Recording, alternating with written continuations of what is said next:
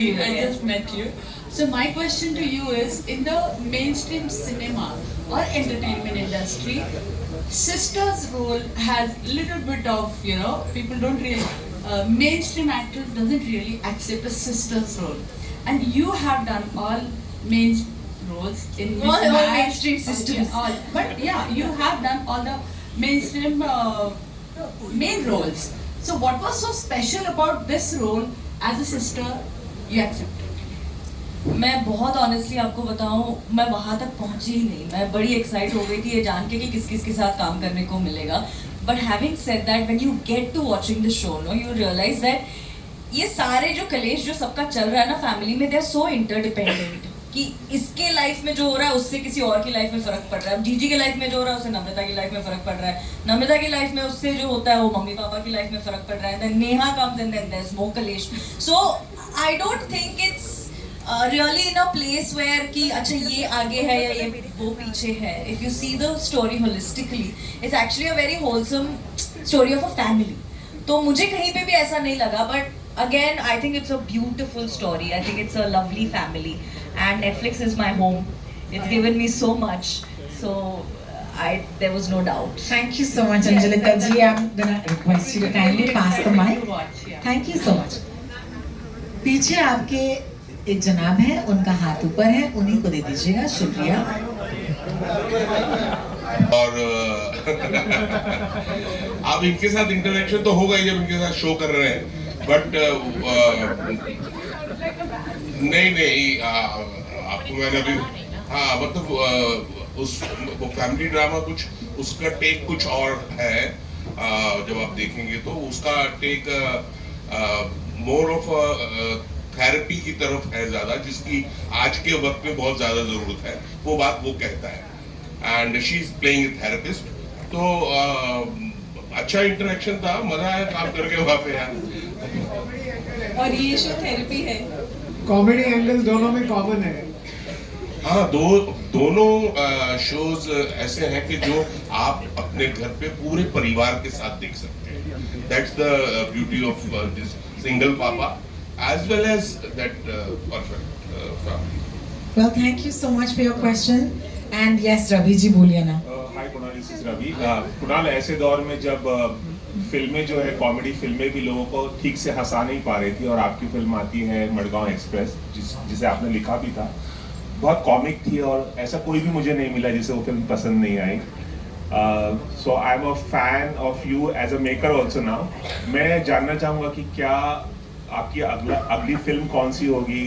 शायद आपने अनाउंसमेंट अभी तक नहीं की, लेकिन कुछ अगर बताएं. और एक छोटा सा सवाल और था कि वेब सीरीज का ज़माना है, हर कोई वेब सीरीज में भी बड़े बड़े मेकर्स आ रहे हैं, तो क्या आपने सोचा है कि आगे चलकर आप वेब सीरीज की दुनिया में भी आएंगे और वहाँ भी कुछ करेंगे? मैंने तो फिल्म बनाऊंगा ये भी नहीं सोचा था, लेकिन बना दी. तो आई एम वेरी लकी कि लोगों को पसंद आई, and thank you for your wonderful comments. जो अगली है उस पर काम चल रहा है, उसके बारे में बात जल्द ही करेंगे. लेकिन वेब सीरीज़ को लेकर अगर बात करूं तो बनाने का अभी ऐसा कोई प्लान नहीं है. बट अभी इस बात की खुशी ये है कि एक बहुत ही अच्छी वेब शो में मुझे ये काम करने का मौका मिला, और इस वक्त सिर्फ इसको लेके एक्साइटमेंट है. तो और इसकी, जैसे आपने कहा मडगांव, मुझे जब मैंने ये स्क्रिप्ट पढ़ी, एक्चुअली ये आई थिंक पहली ऐसी चीज़ है जो मैंने पहला एपिसोड पढ़ के ही हाँ बोल दिया था, क्योंकि मुझे पता था कि ये किस जोन में जाएगा. तो इसकी लिखाई, इसका ह्यूमर और इसका जो वार्मथ है ना, वो कहीं ना कहीं आपको पसंद आएगा. और इस वक्त सिर्फ सिंगल पापा को लेकर मैं बहुत एक्साइटेड हूँ. और आप शायद जानते नहीं है, I just let out one more secret, कि इसका जो टाइटल सॉन्ग है वो भी कुणाल ने ही गाया है. You're spilling some tea, sir. Spilling some chai tonight. Any publicity is good publicity. Love it. Summer, you got us all. Any publicity is good publicity. ये माइक जो है उनको एक अच्छा सा चेक मिलता है नेटफ्लिक्स से. बाकी सिंगल पापा तो मैं हूँ नहीं, मेरी पार्टनरशिप में चल रही है, तो वहाँ पे सुनना पड़ता है, यहाँ पे अपने डिसीजन होंगे. और जितना कुछ मैंने इस शो से सीखा है, तो वो देखने में जितना आसान और आपको हंसाता है, उसे जीने में उतनी ही कठिनाई है. लेकिन आई थिंक कहीं ना कहीं इसी माध्यम से हमें पता चलता है कि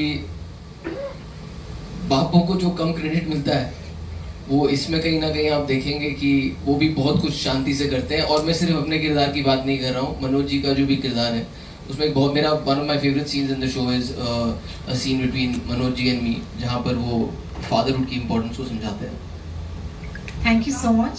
आप शशांक से भी पूछना चाहेंगे? शशांक जी कुछ नहीं, आई थिंक फायदा एक यही है कि जब आप पार्क में अपने बच्चे को लेके घूमते हैं तो आप बहुत अट्रैक्टिव लगते हैं लोगों को.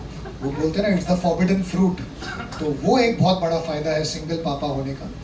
तो मेरा सबसे यही है कि पार्क में जाइए अपने बच्चे को लेकर. जनहित में जाइए. बहुत बहुत शुक्रिया आपका.